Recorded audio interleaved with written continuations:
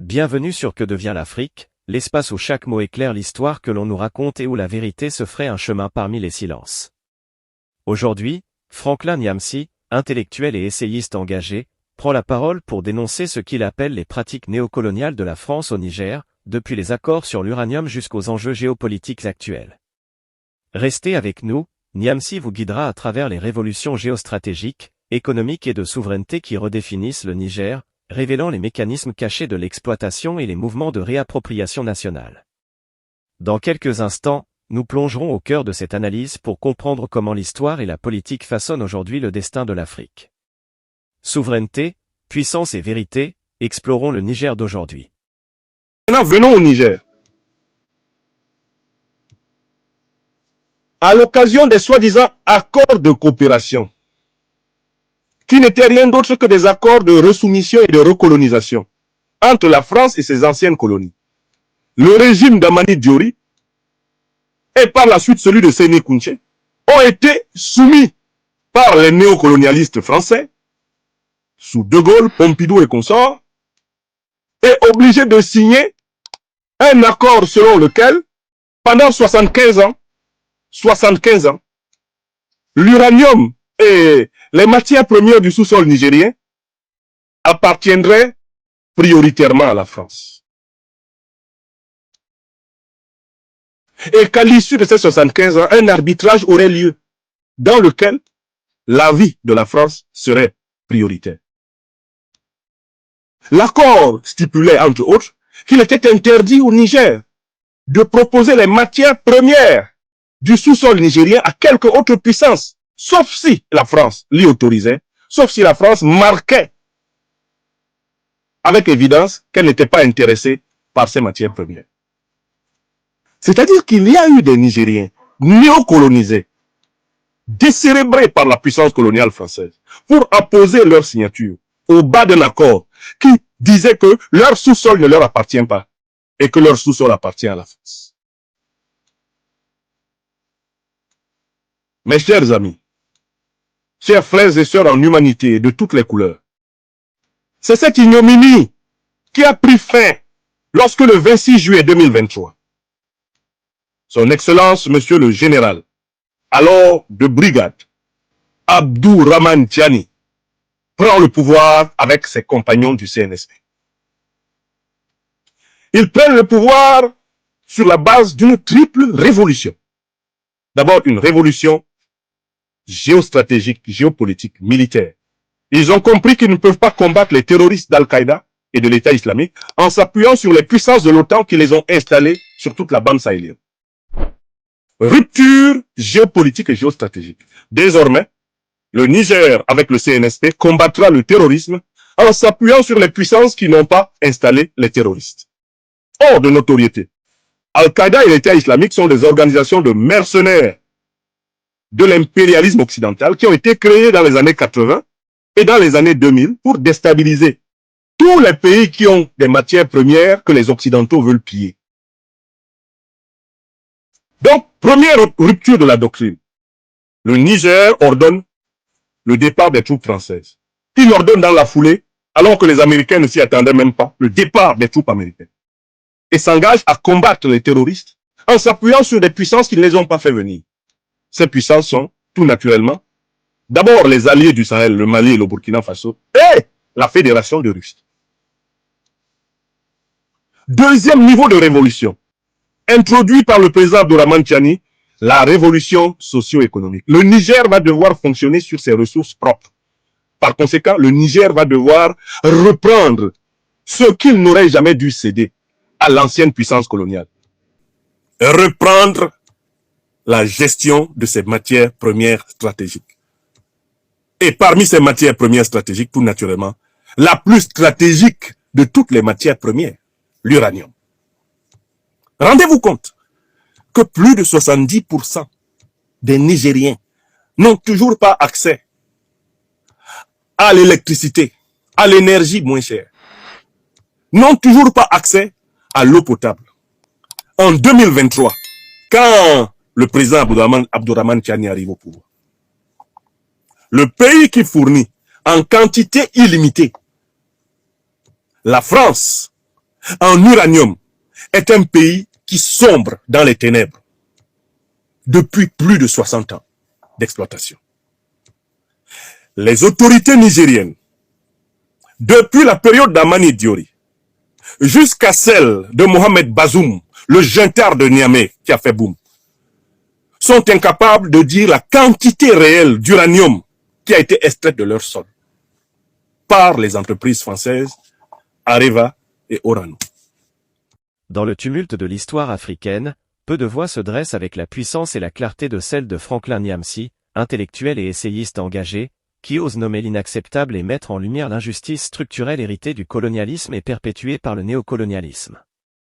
Ses propos sur le Niger ne sont pas de simples dénonciations, ils sont une invitation à la lucidité, à la réflexion critique et à la réappropriation de l'histoire par les Africains eux-mêmes. Lorsque Nyamsi évoque les « accords de coopération » signés par les régimes d'Amani Diori et de Séni Kountché, il révèle un mécanisme insidieux de recolonisation, où le sol et les ressources du Niger sont juridiquement assignés à la France pour 75 longues années. Il met en évidence le paradoxe cruel d'un pays abondamment exploité, mais privé de la souveraineté sur ses propres richesses.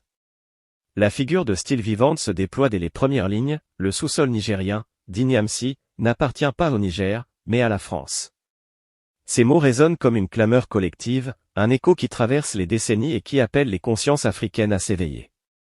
Le professeur transforme les faits historiques en une narration dramatique et émotionnelle, où l'exploitation des ressources naturelles se fait symbole de dépossession et de manipulation. Ici, l'analyse ne se limite pas à la critique, elle devient un instrument pédagogique, une exhortation à tirer les leçons de l'histoire pour éclairer le chemin futur de l'Afrique. L'arrivée au pouvoir du général Abdourahmane Tchiani et du CNSP le 26 juillet 2023 marque un tournant historique que Nyamsi qualifie de « triple révolution ». La première révolution, géostratégique et militaire, révèle la nécessité pour le Niger de rompre avec une dépendance militaire oppressive et de refuser d'être le terrain d'installations militaires occidentales sous prétexte de lutte contre le terrorisme. Nyamsi va plus loin en suggérant que les groupes terroristes, tels qu'Al-Qaïda et l'État islamique, ont été instrumentalisés par les puissances occidentales pour maintenir le continent dans une situation de vulnérabilité, d'instabilité et de dépendance. Cette lecture des événements ne se limite pas à la dénonciation, elle invite à une réflexion sur l'autonomie stratégique de l'Afrique, sur la capacité de ces États à définir leurs propres alliances et à sécuriser leur population en s'appuyant sur une coopération régionale et multipolaire. La deuxième révolution est socio-économique. Ici, Nyamsi insiste sur l'ironie tragique du Niger, fournisseur illimité d'uranium pour la France, mais lui-même privé d'accès à l'électricité et à l'eau potable. L'analyse historique se mêle à la critique contemporaine, depuis Amani Diori jusqu'à Mohamed Bazoum, les dirigeants nigériens ont été incapables de garantir à leur peuple les fruits de ses propres richesses. Ce constat devient le moteur d'une leçon fondamentale, la souveraineté économique et la gestion autonome des ressources naturelles ne sont pas un luxe, mais une condition essentielle de la dignité et de la liberté africaine. La voix de Nyamsi agit comme un chœur collectif, rappelant que l'Afrique ne peut plus tolérer l'exploitation continue de ses matières premières sans en bénéficier directement. Enfin, la troisième révolution, celle de la souveraineté nationale, consacre la rupture avec l'ordre néocolonial. Elle symbolise la réappropriation de la capacité décisionnelle sur le destin du pays et, par extension, sur celui du continent. Nyamsi nous interpelle, il ne s'agit pas seulement de prendre le contrôle des ressources, mais de refuser la tutelle historique et politique imposée par l'étranger. Cette idée, présentée avec une intensité émotionnelle et des figures de style vivantes, agit comme un catalyseur, elle encourage la réflexion critique sur le rôle des dirigeants africains, sur la vigilance nécessaire face aux ingérences extérieures, et sur la responsabilité collective dans la construction d'un avenir souverain. À travers cette première partie, l'analyse cherche à éveiller une conscience collective, l'Afrique doit regarder son passé, comprendre les mécanismes de son exploitation, et s'engager dans un processus de transformation radicale et constructive. Chaque événement, chaque accord imposé ou renversé, devient une leçon sur la nécessité de la lucidité, de la solidarité et de la vigilance. Le spectateur est invité à ne pas percevoir ces révélations comme un simple réquisitoire, mais comme un appel à participer activement à la renaissance africaine. Pour continuer cette exploration, la prochaine partie approfondira la dimension géopolitique et stratégique de la triple révolution du Niger, en mettant en lumière les alliances régionales, les implications internationales, et les leçons que l'Afrique entière peut tirer de cette dynamique. La réflexion sera toujours ponctuée de figures de style et de voix collectives, guidant le spectateur vers un engagement critique et conscient. La révolution géostratégique et militaire opérée par le Niger sous le général Abdourahmane Tchiani ne se limite pas à un simple changement de commandement, elle incarne un acte de courage politique, une audace que peu de nations africaines osent afficher dans un contexte mondial dominé par des puissances étrangères. Niamey nous rappelle avec force que la décision de rompre avec la présence militaire française et occidentale n'est pas un caprice, mais une nécessité impérieuse. Les troupes occidentales, installées depuis des décennies sous le prétexte de protéger les États africains du terrorisme, apparaissent ici pour ce qu'elles sont, un instrument de contrôle et de pression, une emprise subtile sur la souveraineté militaire et politique. Cette prise de conscience, exprimée avec une intensité dramatique et une voix collective, agit comme un appel aux dirigeants africains et aux citoyens, comprendre que la sécurité nationale ne peut être déléguée à ceux qui ont des intérêts contraires aux nôtres. Niamey introduit la notion de terrorisme instrumentalisé, avec une clarté rare. Al-Qaïda et l'État islamique ne sont pas des ennemis spontanés, mais des créations de l'impérialisme occidental destinées à fragiliser les pays riches en ressources. Cette assertion, soutenue par des exemples historiques, transforme l'analyse politique en leçon stratégique. L'Afrique, apprend-on ici, doit développer sa propre doctrine de sécurité, indépendante et adaptée à ses réalités, en s'appuyant sur la coopération régionale avec le Mali, le Burkina Faso et, plus largement, la Fédération de Russie. La dimension géopolitique devient ainsi un révélateur, la liberté militaire est indissociable de la souveraineté nationale et de l'autodétermination. La figure de style vivante se manifeste dans la narration des alliances régionales, le Niger, entouré de voisins partageant les mêmes défis et aspirations, ne fait plus figure d'État isolé. Le cœur de la voix collective de Niamey nous rappelle que l'Afrique ne peut prospérer que dans l'unité, la coopération et la solidarité. La rupture avec les doctrines néocoloniales n'est pas seulement un acte militaire, mais un symbole de renaissance. Chaque décision stratégique devient un message pour l'ensemble du continent, une invitation à repenser les alliances et à agir avec lucidité et discernement.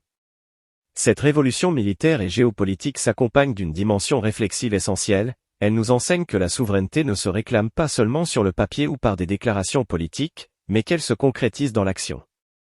L'histoire de l'Afrique est ponctuée de trahison et de manipulation, mais le Niger, à travers cette rupture, ouvre une voie vers l'affirmation de la puissance africaine.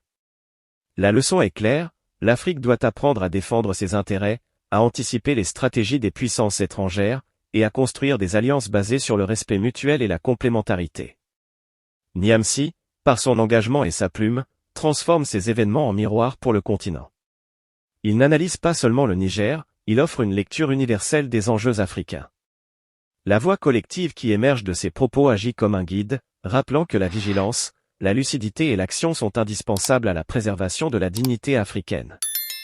Chaque spectateur est invité à percevoir ces événements comme une leçon sur le rôle que chacun peut jouer, citoyens, leaders et intellectuels ont la responsabilité de participer à cette révolution silencieuse mais décisive.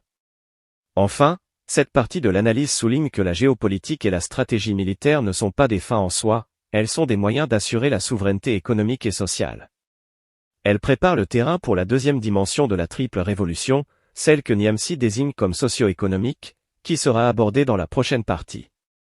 Cette révolution consiste à reprendre le contrôle des ressources naturelles, à garantir l'accès des populations aux services essentiels, et à construire un modèle économique africain autonome et durable. La réflexion collective, l'éveil des consciences et l'engagement citoyen deviennent ici des éléments centraux de la transformation.